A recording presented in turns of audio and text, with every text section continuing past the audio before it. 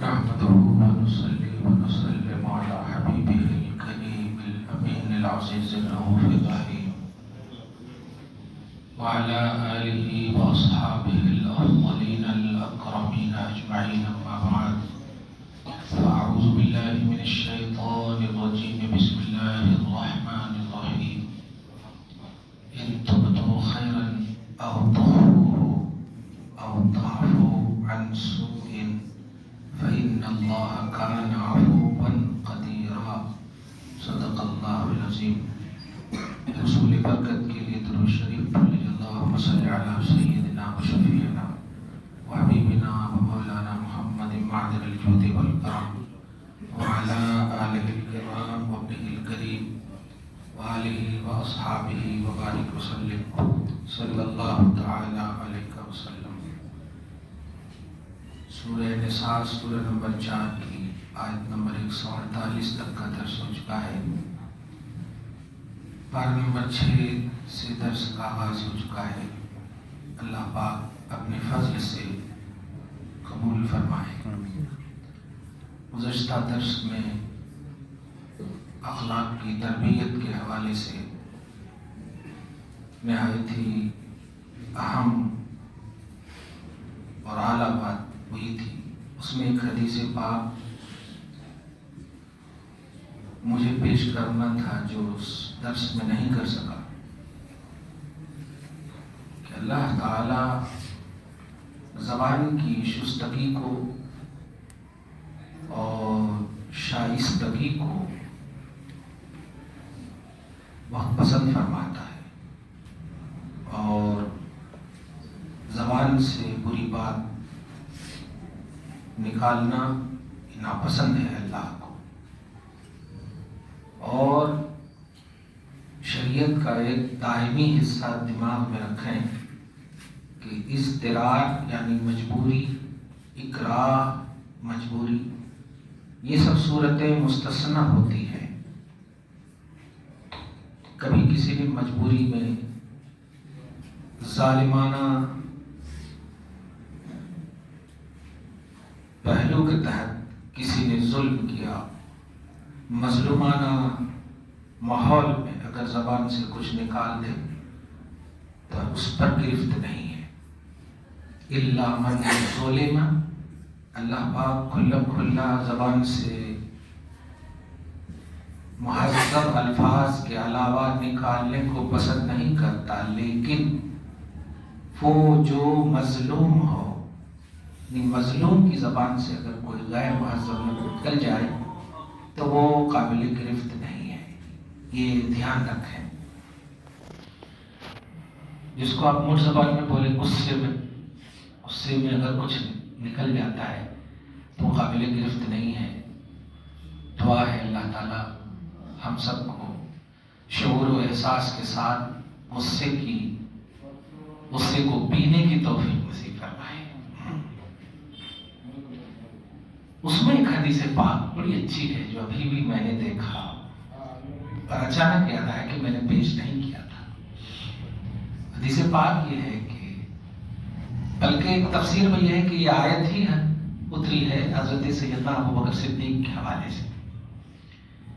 حدیث یہ ہے کہ ایک شخص جو ہے بہت برا بھلا کہہ رہا تھا حضرت سیدنا ابوبکر صدیق کو بارگاہ رسالت کے مطلب سامنے، محفل مصطفیٰ نبی کے سامنے. آپ غور کریں، کوئی جواب نہیں دے رہے تھے صلی اللہ علیہ وسلم. آقا کچھ نہیں، مسکرا رہے تھے، بلکہ یہاں تک کہ آؤٹ آف کنٹرول بولتے ہیں. ابوبکر صدیق رضی اللہ تعالی عنہ نے جب دیکھا کہ نبی صلی اللہ علیہ وسلم کچھ نہیں بول رہے ہیں تو آپ مطلب کنٹرول سے باہر ہونے کے بعد جواب دینا شروع کر دی. اپنا دفاع کرنے لگے، جواب دینا شروع کر دی. تو حضور صلی اللہ علیہ وسلم کے چہرے پاک متغیر ہو گئے. تو حضرت ابوبکر صدیق رضی اللہ تعالیٰ عنہ نے کہا یا رسول اللہ، جب تک وہ برا بھلا کہتا رہا آپ چپ تھے، مسکرا رہے تھے. جب جب میں نے اس کا جواب دیا تو آپ ناراض ہو رہے ہیں. اب ذرا غور کیجیے اور اپنی الحمدللہ اپنے اسٹیٹس کو سمجھیے. نبی علیہ الصلوۃ والسلام ارشاد فرماتے ہیں جب وہ برا بھلا کہہ رہا تھا اور تم جواب نہیں دیے یا ہم نہیں دیے، تمہاری طرف سے فرشتے جواب دے رہے تھے. تمہاری طرف سے فرشتے تمہارا ڈیفینس کر رہے ہیں، لیکن جب تم نے شروع کر دیا فرشتے چلے گئے. تو یہ ہوتا ہے اللہ کے نیک بندوں کا دفاع اللہ پاک اپنے ذمے میں لے لیا ہے.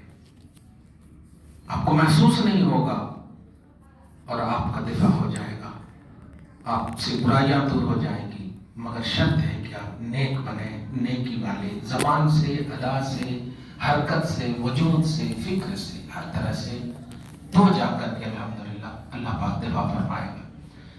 سورہ محمد نہیں، سورہ حجرات سے پہلے سورہ فتح کی لاسٹ آیت کریمہ میں آپ دیکھیں گے تو نبی صلی اللہ علیہ وسلم کے ماننے والے، اور بات ہے کہ وہاں صحابہ مراد ہے، لیکن جو بھی بلیور ہیں ان سب کے حوالے سے ایک آیت بڑی اہم ہے.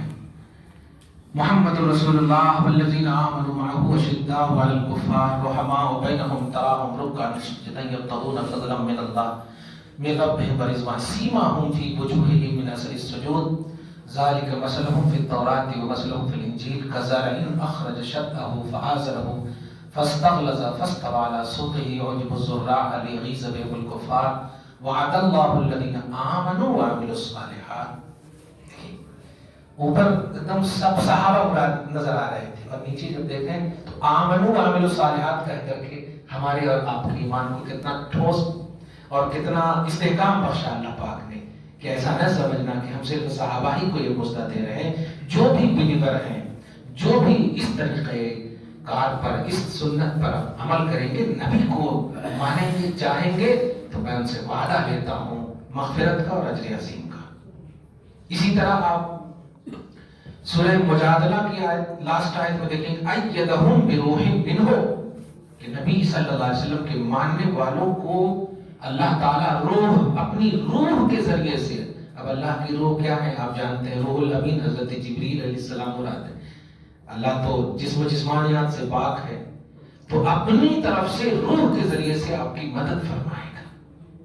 یہ اللہ پاک کا وعدہ ہے. ایدہم، تو جو بھی نبی صلی اللہ علیہ وسلم کے بلیور ہیں ان کے مددگار فرشتوں کو اللہ پاک نے خصوصاً اور حضرت جبریل علیہ السلام کو ان میں خاص طور سے آپ کی اور ہماری مدد کے لیے اب یہی کام ہے، کیونکہ اب کوئی نبی تو نہیں آئے گا. اب ان کا کام وحی لانا تو نہیں ہے، اب ان کا کام ہے آپ کی ہماری مدد کرنا. شرط یہ ہے کہ آپ صحیح اور سچے بلیور ہوں، نہ زبان سے، نہ ادا سے، نہ کسی اپنے وجود کی حرکت سے خود کو تکلیف دیجیے.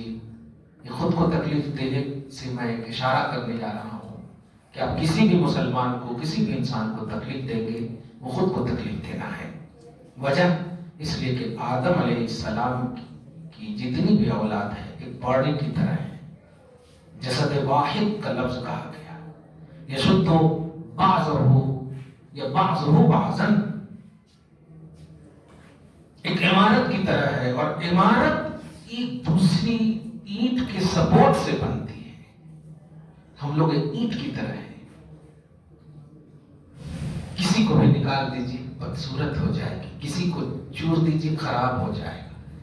تو ہمیں مکمل طور پر چاہیے کہ ہماری زبانیں، ہماری ادائیں، ہمارے اخلاق سے کسی کو تکلیف نہ پہنچے. کیوں؟ اس لیے کہ غیر کو تکلیف نہیں، یہ آپ ہی کو تکلیف ہوتی ہے. اللہ پاک آپ کو سلامت رکھے، آباد رکھے. آگے فرماتا ان تبدو خیرا او تخفوہ، اے ایمان والو اگر تمہارے اخلاق اچھے ہیں تو سنو، اگر تم بھلائی ظاہر کر کے کرو علانیہ، او تخفوہ یا چھپا کر کرو، بن مٹھی حیدرآباد کی زبان میں، او تعفو عن سوء یا برائی سے درگزری کرو، ایک معنی تو یہ ہے، اور ایک معنی یہ ہے کہ اگر کوئی ستائے تو اسے معاف کرو. 3 بات ہے، نیکیاں کرو ظاہراً یا باطناً، یا برائی کا جواب برائی سے نہ دو. دوسری آیت اس کی تائید کرتی ہے ادفع باللتی ہی احسن، کہ برائیوں کا دفع کرو، دور کرو لیکن اچھائی سے. ورنہ برائی کرنے والے اور تم میں کیا فرق رہے گا؟ اگر تم نے بھی برائی کا جواب برائی ہی سے دے دیا تو فرق کیا رہے گا؟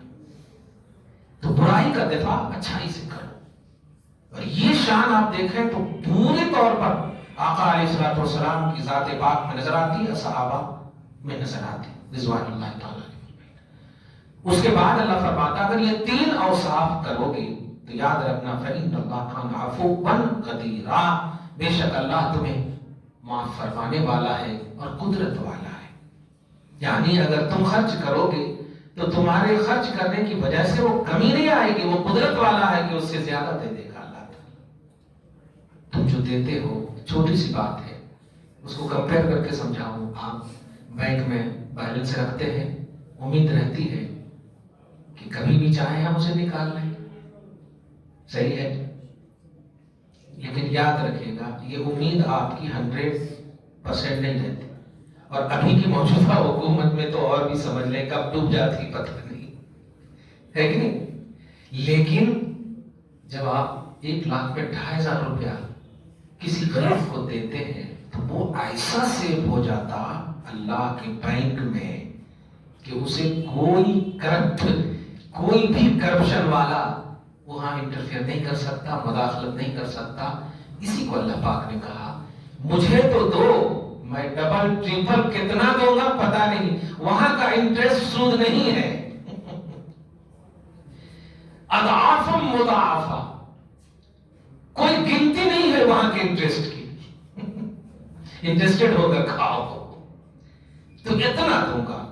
اللہ پاک مالی بدنی عبادتوں کا یوں ہی صلہ دیتا ہے. آپ وہم و گمان میں جہاں آپ کمانڈڈ ہو، جہاں آپ یقین رکھتے ہو نہیں ہے، یہاں تک کہ بیوی سے، ساس سسر سے، خاندان کے دیگر لوگوں سے لڑ لیتے ہو وائلنس کی بنیاد پر.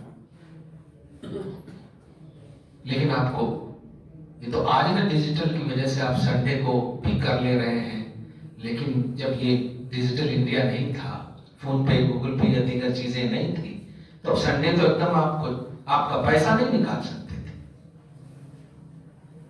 آج بھی اگر کوئی مطلب کچھ ذرا سا انٹرنیٹ وغیرہ کی گڑبڑی ہو تو آج بھی نہیں کر پاتے ٹرانزیکشن وغیرہ کا کام، صحیح ہے، ٹرانسفر کا کام وغیرہ خیر. لیکن اللہ کی بارگاہ میں ہینڈ ٹو ہینڈ کا مسئلہ ہے. سوچ بھی نہیں سکے کہ اتنا بولنے کی بھی نوبت نہیں آئے گی.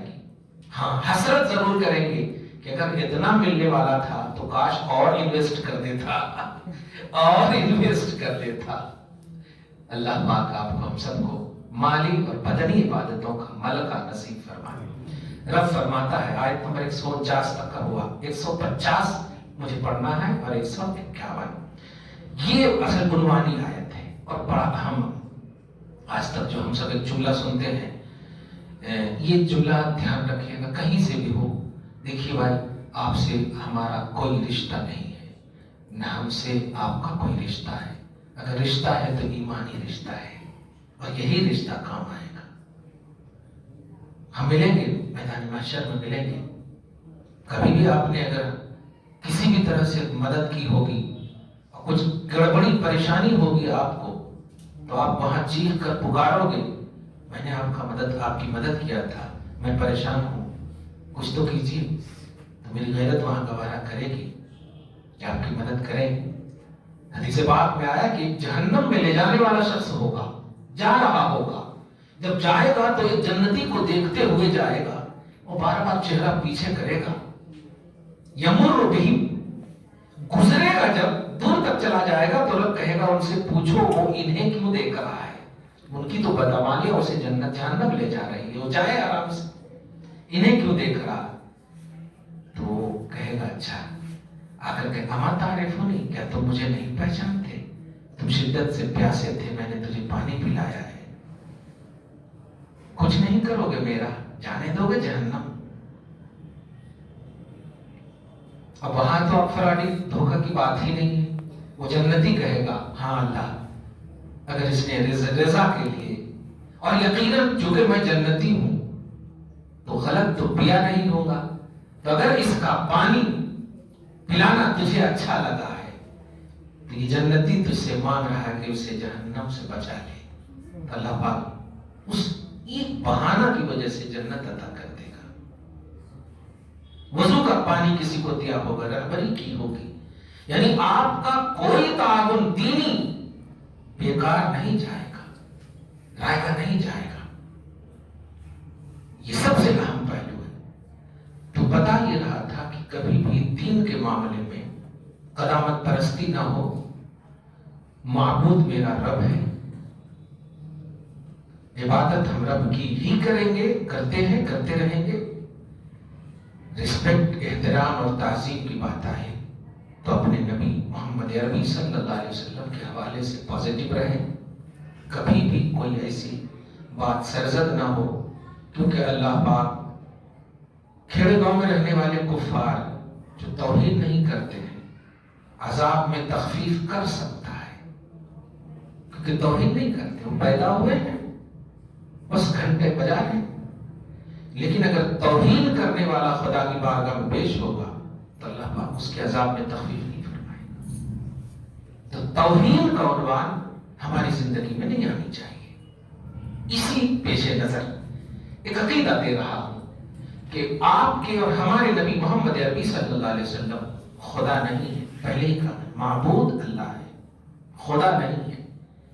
لیکن یاد رکھیے گا خدا سے وہ جدا بھی نہیں ہے.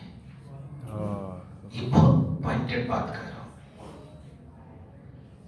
کسی کا ایکول ہونا ایک ہونے کو نہیں بتاتا، ورنہ ایکول کا علاقہ ہی نہیں ہوتا. ایکول کا مطلب یہ ہوتا ہے کہ دو ہو تب نہ سملرٹی یا ایکوالٹی کی بات کر رہے ہو، موازنہ اور تقابل کی بات کر رہے ہو. چھوٹی سی بات، اللہ رحیم ہے. بسم اللہ الرحمن الرحیم.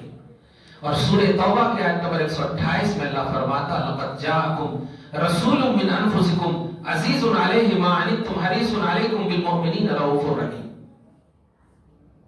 ایسا رسول آیا جن کا نام عزیز ہے، جن کا نام حریص ہے، جن کا نام رؤوف ہے، جن کا نام رحیم ہے. ایک دم دکھ رہا ہے کہ نہیں ایک جیسا؟ بسم اللہ الرحمن الرحیم میں بھی رحیم ہے اور یہاں بھی دیکھ رہے رحیم ہے. تو کیا آپ معبود مان لو گے محمد کو؟ نہیں نہیں نہیں. یہی میں بتانے چاہ رہا ہوں. یہ خدا نہیں ہے لیکن خدا سے جدا نہیں ہے. یہ پوائنٹ. اب اس کو کیسے سمجھنا یہ ہے کہ اللہ جو رحیم ہے وہ پرسنلی ہے، وہ ذاتی ہے، اس کو کسی نے نہیں بنایا. اور آپ کے نبی جو رحیم ہے اس کو اللہ نے بنایا ہے. کتنا کلیئر ہو گیا؟ یہ اللہ کی طرف سے نبی رحیم ہے، رؤوف ہے. اور اللہ جو عزیز ہے، رؤوف ہے، رحیم ہے، غفار ہے، قہار، جتنی بھی چیزیں ہیں اللہ کے اوصاف، یہ پرسنلی ہے. اس کے اوپر کوئی نہیں، محمد کے اوپر خدا ہے. کتنا کلیئر ہو؟ اور اگر یہ نہیں کریں گے تو پھر قرآن کیسے سمجھیں گے؟ دونوں تو قرآن ہی میں ہیں. اسی کی طرف اشارہ کر رہا ہوں کہ جو لوگ ڈویژن کا عقیدہ رکھتے ہیں، سمجھ گیا، علیحدگی کا عقیدہ رکھتے ہیں، اللہ کو الگ، رسول کو الگ، ایسا عقیدہ رکھتے ہیں. دھیان دیجیے گا، محبوب اور محب جو ہوتا ہے نا وہاں ڈویژن کا عقیدہ نہیں ہوتا. صحیح ہے کہ نہیں؟ کبھی عقیدہ کہہ رہا ہوں میں، الگ ہوتے ہیں لیکن عقیدہ نہیں رکھا جاتا. الگ ہوتے ہیں. کیا ایک بیٹا اپنے ماں باپ کو الگ کا عقیدہ رکھتا ہے؟ حالانکہ ماں الگ ہے، باپ الگ ہے کہ نہیں؟ باپ کا حکم الگ ہے، ماں کا حکم الگ ہے. لیکن اگر کوئی جدائی کا جملہ اگر بولے تو کہے گا خبردار، یہ دونوں ہمارے واسطے ایک ہی ہیں. یہ جملہ محبت میں بول دیتے. لیکن میں خدا کی بارگاہ میں کہہ رہا ہوں خدا معبود ہے، محمد معبود نہیں. لیکن اوصاف محمد کو جب دیکھتے ہیں تو ایسے ایسے اوصاف ان کے اندر نظر آ رہے ہیں جو خدا کے پاس بھی.